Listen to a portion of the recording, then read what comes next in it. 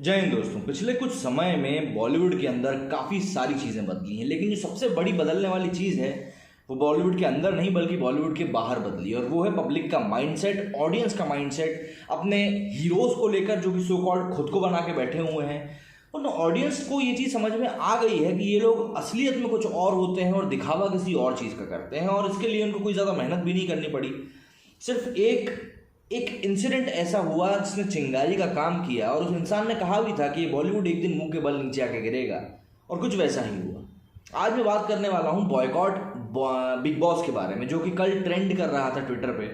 और इसके ट्रेंड करने के काफ़ी सारे कारण थे, कि सिर्फ एक कारण नहीं था, बल्कि सबसे बड़ी बात तो ये कि क्योंकि सुशांत सिंह राजपूत की रहस्यमयी मौत के मामले में नेपोटिज्म की डिबेट छिड़ गई थी, जिसमें कि फिर सलमान खान का भी नाम आया था कि किस तरीके से, कई सारे वीडियोस भी आए थे जिसमें कि साफ दिख रहा था कि वो किस तरीके से बुली कर रहे हैं, इस तरह की चीज़ें सामने आई थी। तो उसके बाद लगातार सलमान खान का नाम सामने आया, और फिर इस नेपोटिज्म की डिबेट में भी उनका नाम जैसे ही सामने आया, और उसके इन सब के बीच में कलर्स टीवी ने बिग बॉस का एक टीज़र लॉन्च कर दिया, और उस टीज़र के बाद से जो लोगों ने उसको लताड़ा है मैं आपको बता भी नहीं सकता। इतनी बुरे रिएक्शंस आए थे उसको लेकर कि बस क्या ही करो। लेकिन इसके बाद कलर्स ऐसा लग रहा है सोच के बैठा हुआ, उसको दिख रहा है कि पब्लिक आउटरीच कितना ज़्यादा है, तो फिर भी। लेकिन मुझे ऐसा लगता है कलर्स की इसमें कोई गलती नहीं है। क्यों? क्योंकि कलर्स तो अपना पैसा लगा चुका है। अब उसका पैसा लग चुका है तो यार उसे तो भुनाना ही पड़ेगा उस चीज़ को। और वैसे भी ये शो तो है ही कंट्रोवर्सी का दूसरा नाम, और इस वीडियो में मैं आपको वही चीज़ बताने वाला हूँ कि क्यों आपको ये बिग बॉस शो नहीं देखना चाहिए। और सबसे बड़ी बात, ऐसा नहीं है कि इस बार कुछ ऐसे कांड हो गए हैं सिर्फ इसीलिए लोग बिग बॉस को बॉयकॉट कर रहे हैं। नहीं, बिग बॉस को लोग हमेशा से क्रिटिसाइज करते हुए आ रहे हैं। और बिग बॉस किसी एक चीज़ के कारण चलता है कि हमारे इंडिया में लोगों को आदत होती है दूसरों के घर ताका झाकी करने की, और दूसरों की लड़ाइयाँ देखने की। क्या देखो वो कितना परेशान है। सिर्फ इसी एक कॉन्सेप्ट के ऊपर ये शो बनाया गया है, और इसी कॉन्सेप्ट के कारण ये शो इतना चलता भी है, क्योंकि लोगों के माइंडसेट में गंदगी भरी हुई है। पर इस बार जो युवा है देश का, वो बहुत हद तक इस चीज़ को समझ चुका है, और वो इस चीज़ को बॉयकॉट भी कर रहा है। तो कलर्स ने लिखा कि अगर शुरुआत इतनी धमाकेदार थी, उसके बाद उन्होंने सलमान खान को टैग किया है कि अगर शुरुआत इतनी धमाकेदार थी विद सलमान खान, तो इमेजिन पूरे सीजन में कितने धमाके फूटेंगे। इसके बाद उन्होंने बताया है कि वो 3 अक्टूबर से प्रीमियर होने वाला है, और ये सब वगैरह, तो ये सब चीज़ें आई।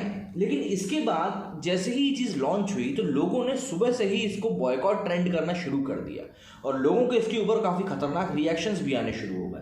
जैसे कि गोपाल कृष्ण लिखते हैं who the hell is Salman Khan. Salman Khan कौन है? तो उसके जवाब में सफायर लिखते हैं one who has immense power to do all illegal things legally, a murderer, be it of animal or humans, and there are millions idolizing and following him only to become next level goon. Boycott Salman Khan, hunt down killers of SSR. Do we need any reason to boycott Big Boss 14? तो ऐसे करके इन्होंने जो है ये पूरा tweet किया। ऐसे कई लोगों ने ट्वीट किया, सिर्फ अकेले ये नहीं थे। इसके बाद आगे चलते हैं, दीपक कामत करके एक हैं, वो लिखते हैं कि we want to boycott the face of Druggywood. Why would we see this copied show on our home television? It would have meaning that we forgot the SSR's death. This shows are connected with SSR killers, then why would we make them rich or successful show? सभी लोग अभी भी इस show को सुशांत सिंह राजपूत से link करके देख रहे हैं, क्योंकि लोगों के अंदर एक गुस्सा है। लोग ये चीज़ जानना चाह रहे हैं, समझना चाह रहे हैं कि आखिर कैसे होता है कि इतना ड्रग्स बॉलीवुड में चल रहा है, उसके बाद भी सब लोग खुलेआम घूमते रहते हैं। लोगों के दिमाग से ये चीज़ हट नहीं रही है। संचिता लिखती हैं कि Viacom 18 studios realised you guys don't have to respect the sentiments of commoners. Continue your Big Boss with Salman Khan. Go ahead. Me and my family members around 2K will not watch Big Boss going forward. मेरी जो परिवार है 2000 लोगों का, हम लोग big boss नहीं देखेंगे, क्योंकि आप कॉमन लोगों की बात का बिल्कुल भी रिस्पेक्ट नहीं करते हो। तो इस तरह की कुछ बातें हैं, इस तरह के कुछ रिएक्शंस हैं जो इंटरनेट पे निकल के सामने आए। लेकिन बिग बॉस को बॉयकॉट करने का सबके पास अपना एक अलग रीज़न है, और मेरे पास भी एक अलग रीज़न है। सन 2006 में जब इन लोगों ने ये डिसाइड किया था कि हम यूके का शो है बिग ब्रदर, उसको कॉपी करेंगे और उसका शो बनाएंगे इंडिया बेस्ड, ये लोग तभी डिसाइड कर चुके थे कि भाई इनकी हद क्या है। मतलब यहाँ से यहाँ लोग खुद गिर गए थे। बट मैंने जो कॉन्सेप्ट के बारे में आपको शो के बताया, सबसे बुरा मुझे वो लगा कि मैं आपको एक एक करके बताता हूँ ना। सबसे पहली बात तो ये कि बिग बॉस को जो टीआरपी मिलती है वो लोगों की परेशानियों को दिखाकर उस टीआरपी को बटोरता है। मतलब कि उस शो में दिखाया जाएगा कि कैसे एक इंसान दूसरे इंसान से लड़ता झगड़ता रहता है, कैसे एक दूसरे के पीछे बैक बिचिंग करता रहता है, कैसे एक दूसरे के बारे में सिर्फ और सिर्फ बुरा सोचता है। तो इस तरह की कुछ चीज़ें, हालांकि कुछ पॉजिटिव एस्पेक्ट लोग बताने की कोशिश करते हैं कि टीम बिल्डिंग होता है, नहीं, ऐसा कुछ भी नहीं होता। बेसिकली ये शो की टीआरपी डिपेंड करती है कि इसमें कितने ज़्यादा नौटंकी हो रही है। जितनी ज़्यादा नौटंकी होगी उतने ज़्यादा इस शो की टीआरपी होगी। अगर आपको यकीन नहीं होता तो आप इस शो के जो मिड शो में जो प्रोमोज आते हैं, आप उन प्रोमोज की तरफ ध्यान दीजिए। उन प्रोमोज में सिर्फ लड़ाई पर फोकस किया जाता है। कभी किसी को गले लगते हुए तो दिखाते नहीं है, गले लगते हुए दिखाते भी हैं तो वो लड़ाई के बाद या लड़ाई के पहले का सीन होता है, लेकिन लड़ाई हमेशा सेंटर ऑफ द फोकस रहती है। तो पहला कारण तो यही हो गया। दूसरा, ये शो आपको मेंटली इल कर देता है। अगर इस शो को आप बहुत ज़्यादा देखते हो तो कुछ ना कुछ तरीके से आपका खुद का माइंडसेट भी नेगेटिव हो जाता है, क्योंकि इस शो में इतनी ज़्यादा नेगेटिविटी भरी होती है। हर एक इंसान के प्रति यहाँ पे सिर्फ और सिर्फ जलन भावना होती है, ईर्ष्या की भावना होती है, नीचा दिखाने की भावना होती है, हराने की भावना होती है, क्योंकि आखिरी में ये शो है तो एक कॉम्पिटिशन ही ना।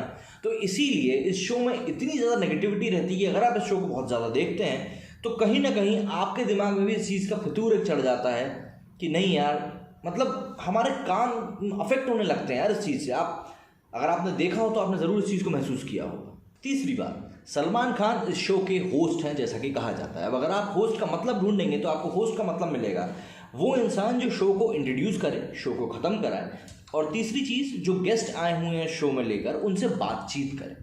वहाँ पर जज करने का कोई भी सवाल नहीं होता है, क्योंकि जज करने का काम होता है जजेस का, जो कि इस शो में होते नहीं है।